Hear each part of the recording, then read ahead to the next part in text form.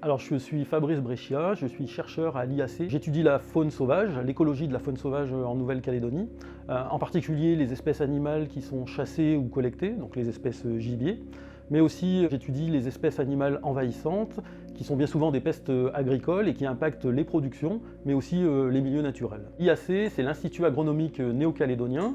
Donc nous sommes un organisme de recherche en Nouvelle-Calédonie et nous menons des recherches en appui au développement rural du pays, qui sont centrées autour des questions de biodiversité, d'agriculture durable, donc d'environnement, également de transformation du monde rural.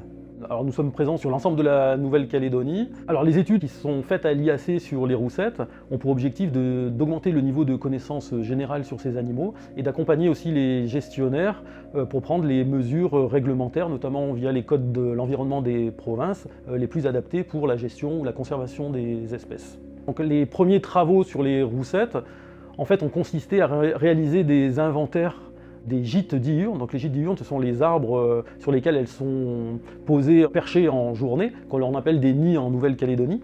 Donc l'idée, c'était déjà d'avoir un premier inventaire des endroits où sont présentes les roussettes. Donc on a réalisé des enquêtes sur l'ensemble de la Nouvelle-Calédonie en réalisant des interviews des gens qui en fait connaissent très bien les sites historiques où sont présents les roussettes, puisque ce sont des espèces gibier qui sont très recherchées.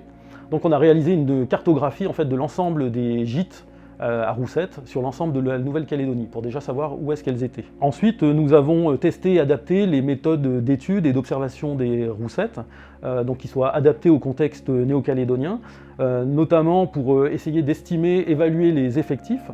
Alors c'est des techniques qui se font le soir à l'envol des roussettes, à l'émergence, donc on appelle ça des comptages d'émergence ou des comptages crépusculaires. Donc c'est en fait à la tombée de la nuit, on compte les roussettes qui sortent des gîtes pour aller se nourrir durant la nuit. Donc c'est dans ce cadre qu'en collaboration avec la province Nord, nous avons mis en place un observatoire des roussettes, c'est-à-dire un dispositif de suivi. En fait, la province Nord suit une trentaine de gîtes de roussettes toutes les années, donc durant 3 soirs. Chaque année, au mois de septembre, les roussettes sont comptées sur une trentaine de gîtes répartis sur l'ensemble de la province Nord. Ces comptages sont réalisés depuis 2010, chaque année, et en fait, ils ont pour objectif d'observer les tendances d'évolution des roussettes sur plusieurs années. Alors les enquêtes également que nous avons réalisées sur l'ensemble de la Nouvelle-Calédonie ont mis en évidence une importance culturelle des roussettes chez les Néo-Calédoniens, donc de différentes ethnies. Donc évidemment c'est une espèce gibier qui est très recherchée, mais il y a également des aspects culturels très forts.